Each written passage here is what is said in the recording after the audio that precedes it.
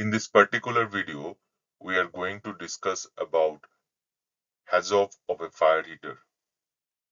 Fire heater is one of the common equipment in the process industry. So knowing the basics of HAZOP for a fire heater is very important. So let's start it. This is a typical diagram of a fire heater where you can see that the fuel gas enters into a knockout drum, and from the knockout drum it goes through a series of valves to the fire heater, and the ignition takes place here, and the product that needs to be heated goes through another pipe inside the fire heater. Now the fuel gas may contain liquid, and that's why this knockout drum is there. So all the liquids or condensate that are present in the fuel gas get accumulated in the bottom, and there is a drain line here through which the liquid gets drained. Now, as you know, the first task of the HAZOP is you need to find out the different nodes, right? And in this case, the fuel gas supply can be one of the node, or this fuel gas knockout drum can be a part of the node. Then the fuel gas supply line can be another node, and this fired heater can be another node. So for example, and for simplicity, we are considering three different nodes. One node is that fuel gas separator one, another one is the fuel gas supply line, and another node is the fired heater. So this fired heater itself can be another node. So we have three nodes now, and we will be discussing about the different hazards associated with each of the node. So in this particular example, we are not going to cover each and every hazard associated with the node. Rather, we will be covering some important hazards associated with that particular node. So for example, the first node or node 1 can be the fuel gas separator 1. And as we discussed earlier, that fuel gas may have some condensate associated with it, and that condensate get accumulated at the bottom, and the drain through the drain valve operator drains it intermittently. Let's assume that the operator needs to drain this condensate in every shift, right? What is the problem? So in case of the high level, in case that drainage did not happen for any of the reason, and if the level of the liquid it becomes high, then there is a chance that liquid will get carried over to through this line, and it will go to the furnace, right? Now, what is the problem in that? The problem in that if the condensate goes there, the temperature, the condensate will burn at higher temperature, and this will increase the furnace temperature, and pressure of the furnace will also increase. And if the burner tip is damaged, then what will happen? There will be spillage of condensate on the floor, right? And this may cause the to furnace the bottom to get corroded or get exposed to the fire, and there is a chance of flash fire and explosion that may happen, right? So basically, if we go with the deviation, so the level should be maintained at a normal level, but instead of that, if high level occurs, then this hazard will occur, right? But what is the reason? The one of the common reason can be that the operator forgot to drain the valve in every shift, which he is supposed to do, and in this way the liquid gets accumulated, right? Another reason can be the valve itself. If it is an automatic loop, the valve itself did not work, right? That can be another reason. Now, if this happens, what are the safeguards? One of the safeguard is obviously you can install a remote LT here, level transmitter, and level transmitter will provide some kind of alarm, and this alarm operator will know that okay, there is a level high and we need to drain it, right? That can be one thing. But there may be also a chance that alarm may be not taken care of, or the time of response from the point of alarm to the liquid carryover may be less, Okay, I am just assuming this kind of situation may not occur, but just it is an assumption. In that case, what can be done? We can create an interlock which automatically actuates this valve. How it will happen? In case of the high level, this drain valve will open, right? That can be one of the situation. So, or one of the recommendation that can be given.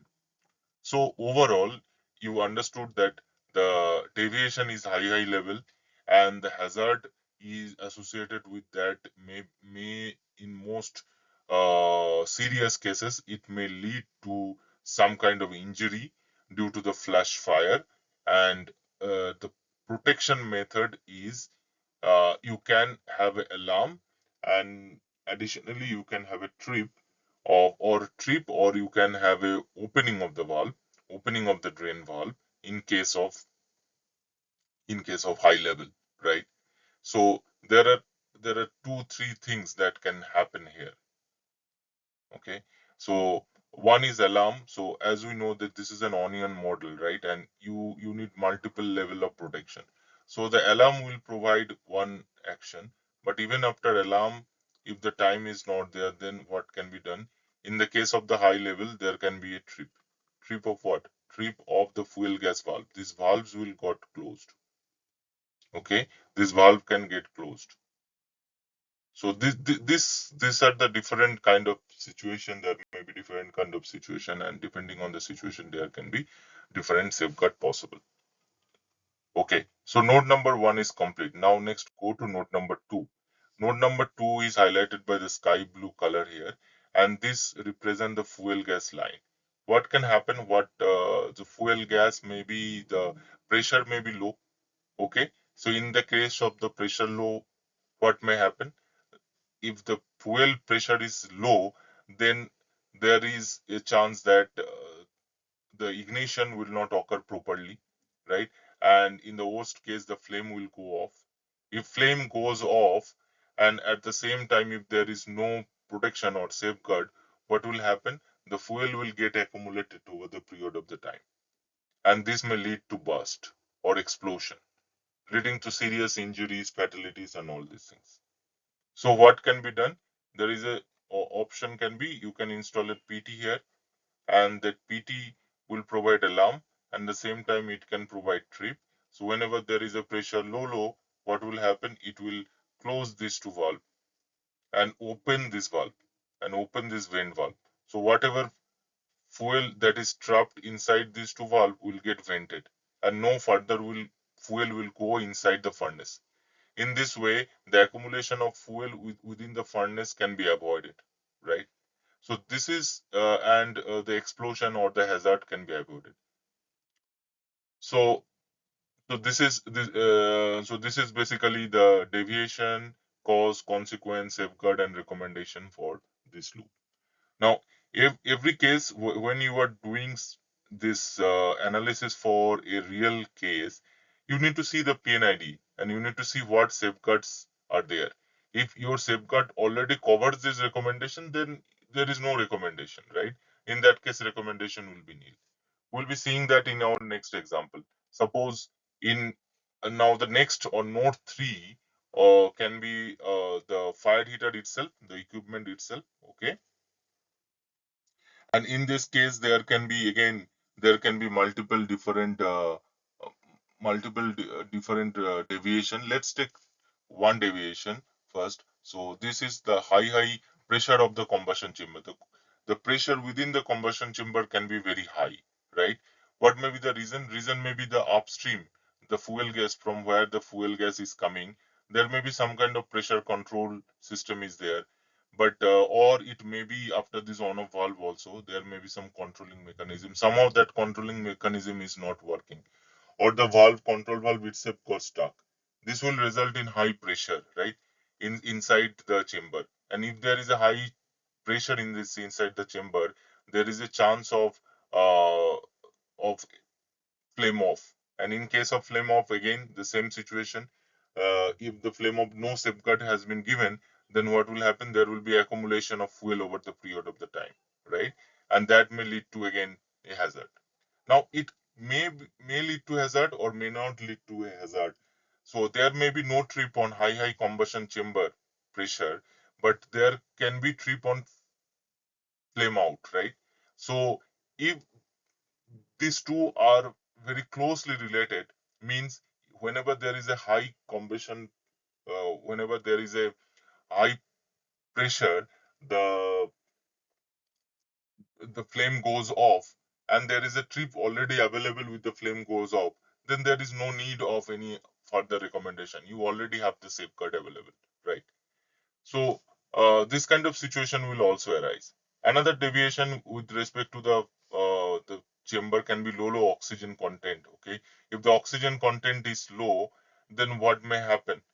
Then again the explosion due to the accumulation of the fuel, more fuel, less oxygen, so in incomplete combustion. So how to avoid that? You can have a oxygen monitor, right? And the controlling mechanism, okay, for oxygen. And what can be the reason of this situation? Maybe the air supply line that is going into the furnace, that may be stuck, or that may be choked, or the valve got closed somehow. So there can be multiple reasons. So in this example, I tried to give you an idea how to conduct the HAZOP of a fire heater. This is not a complete picture, but you still get an idea. If you need more such videos, please write in the comment. I will try to make more such videos. Thank you.